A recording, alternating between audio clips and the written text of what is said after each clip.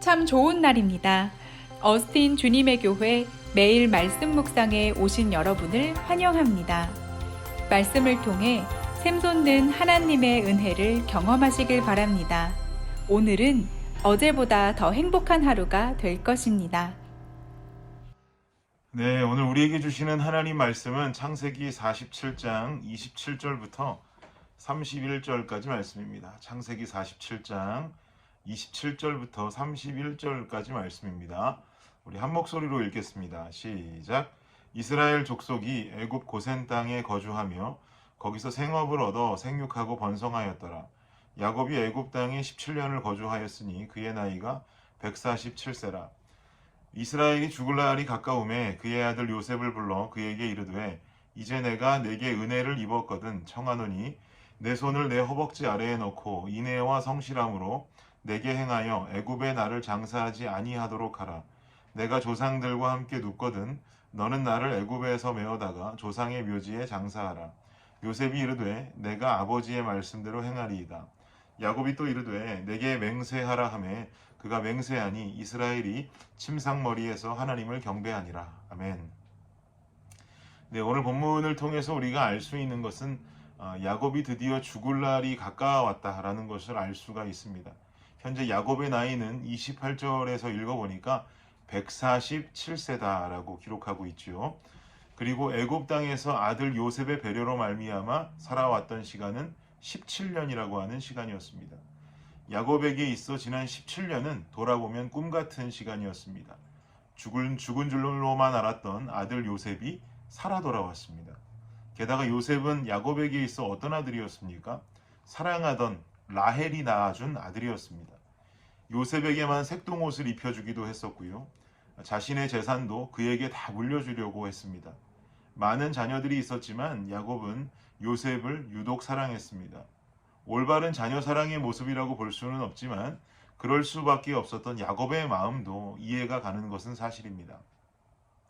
이렇게 눈에 넣어도 아프지 않을 것 같은 아들 요셉이 죽은 줄 알았는데 살아 돌아왔습니다. 그것도 강대국 애굽의 총리가 되어서 나타났습니다. 이렇게 사랑하는 아들과 또 자신의 다른 가족들과 함께 애굽 고센 땅에서 총리의 아버지로 대우받으면서 시간을 보냈습니다. 애굽은 이렇게 사랑하는 아들을 다시 만나게 된 땅이고 총리 아버지로 대우받으면서 27절을 보니까 이스라엘 백성들은 생육하고 번성하면서 살아왔던 땅으로 기록이 되고 있습니다. 현재 애굽의 상황은 기근이 찾아와서 그 어려움을 이겨내고 있는 가운데 고센에 있는 이스라엘 백성들은 생육하고 번성했음을 기록하면서 굉장히 대비적인 표현을 사용하고 있습니다. 이렇게 행복한 삶을 17년간 살아온 이 고센 땅에서 야곱은 죽을 날을 바라보고 있는 것이죠. 그리고는 그토록 사랑하는 아들 요셉을 불러서 야곱은 이렇게 말합니다. 29절 보시겠습니까? 함께 읽겠습니다. 29절입니다. 시작. 이스라엘이 죽을 날이 가까움에 그의 아들 요셉을 불러 그에게 이르되 이제 내가 네게 은혜를 입었거든 청하노니 내 손을 내 허벅지 아래에 넣고 인애와 성실함으로 내게 행하여 애굽에 나를 장사하지 아니하도록 하라. 뭐라고 말하는 건가요? 사랑하는 아들 요셉아, 내가 죽거들랑은 나를 이 애굽 땅에서 장사하지 말아라. 이곳에 나를 안치하지 말아라 라고 부탁합니다. 아들을 만나게 해주었고 그리고 행복한 시간을 허락해준 이 애굽 땅이라고 할지라도 이곳에 장사되고 싶지는 않은 것입니다. 야곱은 왜 이런 마음을 품은 것일까요? 30절 말씀 보십시오. 30절 읽겠습니다. 시작. 내가 조상들과 함께 눕거든 너는 나를 애굽에서 메어다가 조상의 묘지에 장사하라. 요셉이 이르되 내가 아버지의 말씀대로 행하리이다. 아멘. 내가 조상들과 함께 눕기 원한다라고 야곱은 말하지요. 17년간 살면서 안락하고 행복한 삶을 누린 땅이 애굽이기는 하지만 이곳이 내가 장사될 내 고향은 아니라는 겁니다. 자신은 자신의 조상이 있는 그 땅으로 돌아가서 장사되어야 함을 요셉에게 부탁하고 있습니다. 야곱의 인생이 전체 147년이라면 애굽 땅에서 살았던 인생은 고작 17년입니다. 그야말로 야곱 인생 전체에 있어서 10% 약간 넘어가는 인생을 이 애굽 땅에서 살고 마감하는 것이죠. 그리고 자신은 자신의 조상이 있는 땅으로 돌아가겠다고 유언하고 있습니다. 이런 야곱의 모습은 오늘날 이 땅을 살아가고 있는 우리들에게도 소망의 메시지를 전달합니다. 우리가 살고 있는 이 땅에서 우리가 무병장수해서 많이 살아 200살을 산다 할지라도 결국 우리는 이 땅에서 영원한 삶을 살 수는 없습니다. 이 땅에서 주어진 우리의 삶은 누구에게나 제한적일 뿐입니다. 하나님을 믿지 않는 사람들은 이처럼 우리에게 주어지는 이 땅에서의 제한적인 삶이 인생의 전부라고 생각합니다. 그래서 이 땅에 소망을 두고 살아야 하는 것이고 이 땅에서 누릴 행복에 목을 메고 살아야 합니다. 어찌 보면 그들이 가지고 있는 제한적인 생각 속에서 벌어질 수 있는 당연한 이치라고 할 수 있겠죠. 또 어떤 타 종교에서는 윤회 사상을 또 외치지요. 이 땅에서의 제한적인 삶이 끝이 나면 또다시 태어나게 되고 또다시 제한적인 이 땅에서의 삶을 다시 살게 된다라는 가르침을 주기도 합니다. 그러나 우리가 믿는 하나님의 가르침은 이런 이치들과는 차원이 다른 진리를 가르쳐 주십니다. 하나님이 세상을 이처럼 사랑하사 독생자를 주셨으니 이는 그를 믿는 자마다 멸망하지 않고 영생을 얻게 하려 하심이라. 요한복음 3장 16절 말씀. 여러분 믿으십니까? 아멘이죠. 이어지는 17절은 이렇게 말합니다. 하나님이 그 아들을 세상에 보내신 것은 세상을 심판하려 하심이 아니요 그로 말미암아 세상이 구원을 받게 하려 하심이라. 믿으십니까? 아멘. 여러분, 하나님의 아들 예수 그리스도를 믿는 믿음을 가진 자는 구원 얻은 하나님의 백성 된 줄을 믿습니다. 구원 얻은 하나님의 백성은요, 말씀대로라면 멸망하지 않고요, 영생을 약속받은 줄 또한 믿습니다. 고로 우리는 우리가 살고 있는 세상이라고 하는 제한적인 땅이 우리가 소망을 둘 땅이 아니요 결국은 이루게 될 하나님과 함께 왕노릇할 저 천국 본향에 소망을 두는 인생이 되어야 할 줄 믿습니다. 다 그렇게 믿으시지요? 이 땅에서의 삶이 지금은 길어 보일지 모르지만 결국 영원이라는 시간에 빗대어서 보면 결코 길지 않은 짧은 인생이라는 것을 깨닫게 됩니다. 그럼 천국의 소망을 두면서 이 땅을 살아가는 그리스도인의 삶은 어떤 삶을 살아야 합니까? 대한민국 남자들이라면 모두 다 군대를 다녀오죠. 물론 면제받는 사람도 있고요. 저처럼 특수한 병력으로 군 생활을 한 사람들도 있습니다만 참고로 저는 방위를 나왔습니다. 공익근무요원 나왔습니다. 어쨌든 대한민국 남자라면 대부분 군 생활을 합니다. 군 생활을 하는 사람들의 모습도 다 제각각이죠. 어떤 사람은 군 생활하는 2년 반 동안 무조건 인내로 참는 자들이 있습니다. 이 시간만 지나가라, 이 시간만 지나가라. 달력에 하루하루 이렇게 X표 치고 지우면서 이 시간만 지나면 내게는 자유가 찾아온다라고 주문을 외우면서 2년의 시간을 보내는 사람들이 있습니다. 또 반면에 군대에 있는 2년 반의 시간 동안 영어 공부를 한다든지 제대 후에 취업을 하기 위해서 발전적인 준비를 도모하는 사람들도 있습니다. 결국 군대에서 보내는 2년의 시간 뒤에 제대를 하고 나면 어떤 사람이 사회로의 적응이 더 용이할까요? 당연히 공부하면서 사회생활을 꾸준히 준비해온 그 사람이 사회에 적응을 더 빨리 하겠죠. 저는 분당구청에서 공익근무요원으로 군생활하는 2년 반 동안 사진 찍는 거에 완전히 미쳐가지고요.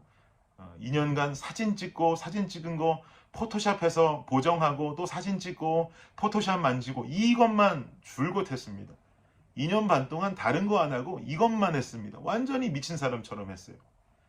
그리고 소집 해제를 했는데 방위는 입대를 소집이라 부르고 제대를 소집 해제라고 부릅니다. 소집 해제를 했는데 이거 사진과 포토샵만 만지다가 소집 해제했더니 그걸로 뭐라고 살겠습니까? 차라리 영어 공부라도 할 걸 하고 좀 후회하기도 했었는데요. 시간이 약간 지나서 미국으로 유학을 와서 공부 마치고 신학교에 가고 주님의 교회에서 사역을 시작했는데 제 사역의 대부분이 디자인하는 건 거예요. 지금 우리 교회에서 아직도 디자인 작업하는 사역들의 90%는 다 제가 디자인하고 있습니다. 저는 이때 깨달았습니다. 내 군생활 2년 반에 포토샵에 미쳤던 이유가 분명히 있었구나 라는 것을 깨닫게 됐습니다. 얼마나 도움이 되는지 모릅니다. 우리는 우리에게 주어진 이 땅에서의 인생에 있어서 이 시간이 지나가기만 기다리면서 천국 소망하는 것, 인내로서 참는 것, 이것은요 천국을 소망하는 건강한 자세 아닙니다. 이것은 그야말로 기독교적인 삶이라기보다 이 땅을 살아가는 허무주의적인 삶에 빠져 있다고 볼 수가 있는 것이죠. 이 땅에서 어떻게 살아야 나중에 가게 될 천국 생활에 빨리 적응할 수 있을지를 우리는 이 땅에서 고민할 수 있어야 합니다. 여러분, 돈 버는 데만 집중해서 사는 삶이 천국과 어울리는 삶일까요? 좀 잘났다고 의시되며 사는 삶이 천국과 어울리는 삶일까요? 돈 없고 못 배웠다고 낙심 속에 사는 삶이 천국과 어울리는 삶일까요? 힘들다고 불평하고 불만하며 사는 삶이 천국과 어울리는 삶일까요? 이런 삶은 예수 믿지 않은 자들의 삶의 모습과 동일하지 않습니까? 예수 모르는 자들은 이렇게 살 수 있습니다. 하나님 모르는 사람들은 몰라서 그렇게 산다 할지라도 하나님 믿는 우리들의 삶은 이 삶의 모습과는 차원이 달라야 할 줄 믿습니다. 빌립보서 3장 19절 20절에 사도 바울 선생이 말씀하시기를 뭐라고 말씀하시냐면 그들의 마침은 멸망이요 그들의 신은 배요 그 영광은 그들의 부끄러움에 있고 땅의 일을 생각하는 자라. 그러나 우리의 시민권은 하늘에 있는지라 거기로부터 구원하는 자 곧 예수 그리스도를 기다리노니. 아멘. 믿지 않는 자들의 삶은 결국 심판에 이르게 되고 멸망의 삶에 치닫게 됩니다. 이 땅에서의 제한적인 삶에만 눈을 두고 살기 때문에 그렇지요. 땅의 일만 생각합니다. 그러니까 좀 잘나면 교만하고요. 안 좋은 조건이면 낙망하는 삶의 모습으로 살 수 있습니다. 그러나 예수를 믿음으로 구원함을 얻은 우리들, 즉 하늘의 시민권을 획득한 우리의 삶은 이 땅에서 주어진 짧은 시간 동안 내게 주어진 환경과 관계없이 하나님을 신뢰하고 예수님 닮은 삶을 살기 위해 몸부림치는 삶을 살아야 할 줄 믿습니다. 이 땅에서 주어진 시간을 하나님 위해 살아야 결국 우리가 거하게 될 천국에 가서도 그 시민권 가진 자답게 행복한 생활을 얼른 빨리 이어갈 수 있지 않겠습니까? 엊그제 가족들과 함께 밖에서 시간을 보내는데 우리 집 막내 아이가 자꾸 엄마한테 안아달라고 조르는 겁니다. 자기는 걷지 않겠노라고 안아달라고 하는 거예요.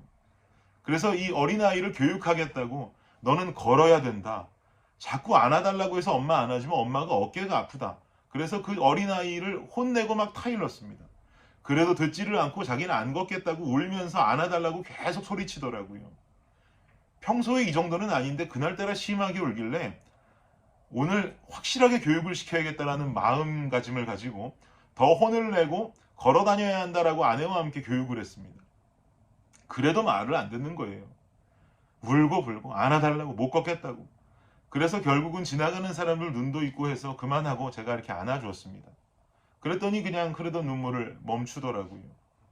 그리고 아이를 안고 잠깐 그 옆에 있는 의자에 앉았더니 말도 잘 할 줄 모르는 애가 자꾸 자기 신발을 벗기라고 손가락질을 하는 겁니다. 그래서 자꾸 신발을 벗기라길래 이렇게 신발을 벗겨주었습니다. 신발을 벗기면서 신발 안을 우연히 보게 됐는데 신발 안에 뭔가 있는 거예요. 잘 봤더니 손을 넣어서 빼봤더니 신발 안에 아이들 노는 장난감이 하나 들어가 있었습니다. 그날따라 날이 추워서 오랜만에 좀 큰 사이즈의 부츠를 우리 막내 아이에게 신겼는데 그 안에 아이들이 놀다가 장난감을 넣어두었었는지. 근데 막내 아이는 발이 작으니까 장난감이 신발 안에 있는데도 그게 발이 신발 안으로 들어갔던 거죠. 그러니까 걸을 때 발바닥 밑에 장난감이 있으니 얼마나 불편하고 아팠겠습니까? 그걸 모르고 혼을 내고 너 오늘 날 잘 잡았다 그냥 교육을 하고 했으니까 말도 못하는 애가 얼마나 답답하고 속상했겠어요. 제가 아내에게 그 장난감을 이렇게 보여줬습니다. 그랬더니 얼마나 미안한 마음이 들던지. 막내 아이를 안고 미안해, 아빠가 미안해, 엄마가 미안해, 전혀 몰랐어 라고 많이 사과했습니다.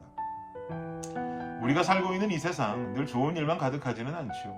걷다 보면 신발 안에 장난감이 있어서 아프기도 하고 못 걷기도 하겠고 말입니다. 그러나 우리가 살아가는 이 세상에서의 시간이 짧다고 해서 하나님은 우리를 결코 고와 같이 버려두지 않으셨습니다. 성령이 우리와 함께 하시도록 하셨습니다. 우리는 이 인생길을 걷다가 마치 신발 안에 장난감이 들어있어서 발이 아프고 걷기 힘든 고난의 시간을 겪는다고 할지라도 우리 아버지 되신 성령 하나님은 저와 아내처럼 어리석게 그 고통의 이유도 모른 채로 우리를 혼내시지 않습니다. 내 아픔을 아시고 나를 위로해 주시는 분이 바로 우리 하나님 아버지인 줄을 믿습니다. 그분과 함께 매일 동행할 수 있는 것만으로도 짧게 주어진 이 땅에서 살아가는 힘든 순간들을 우리는 견뎌낼 수 있는 것이죠. 사랑하는 여러분, 언젠가는 도착하게 될 그 본향 천국을 향해서 오늘 걸어가는 우리의 삶이 때로는 고되고 마치 신발 안에 장난감 하나 들어서 아픈 상태로 걷는 정말 고난의 발걸음이라 할지라도 그와 같이 나를 버려두지 않으시고 늘 내 옆에 함께 계시는 성령을 의지하면서 천국을 바라보고 살 수 있는 저와 여러분이 되시기를 예수 그리스도의 이름으로 축복합니다. 기도하겠습니다. 하나님 감사합니다. 우리를 고와 같이 버려두지 않으시고 천국을 바라보게 하시는 하나님. 오늘도 이 세상을 살아가지만 잘났어도 교만치 않고 힘들어도 낭망하지 않으며 천국 본향을 바라보고 성령과 함께 동행하는 우리의 삶이 되게 하여 주시옵소서. 오늘도 주님 손 붙잡고 걸을 때 힘내어서 걷는 우리 발걸음 되게 하여 주옵소서. 예수님의 이름으로 기도합니다. 아멘. 수요일 기도 제목으로 함께 기도하도록 하겠습니다. 교육부 사역을 위해서 기도해 주십시오. 온라인 영상이 아이들에게 효과적으로 전달되도록 사역자들과 선생님들이 영혼 사랑의 열정으로 섬기도록 기도해 주시기 바랍니다. 두 번째는 구역 예배를 위해서 기도해 주십시오. 대면 비대면으로 드려지는 구역 예배가 안전하도록 구역장들이 예배를 성령 충만함으로 인도하도록 구역장들이 섬김을 통해 각 개인이 은혜와 복을 받도록 기도해 주시기 바랍니다. 마지막 선교사님들을 위해서 기도하실 때에 알래스카의 이홍래 목사님, 디국의 김재문 선교사님, 우즈베키스탄의 강세르게이 선교사님을 위해서 기도해 주시기 바랍니다. 기도하겠습니다.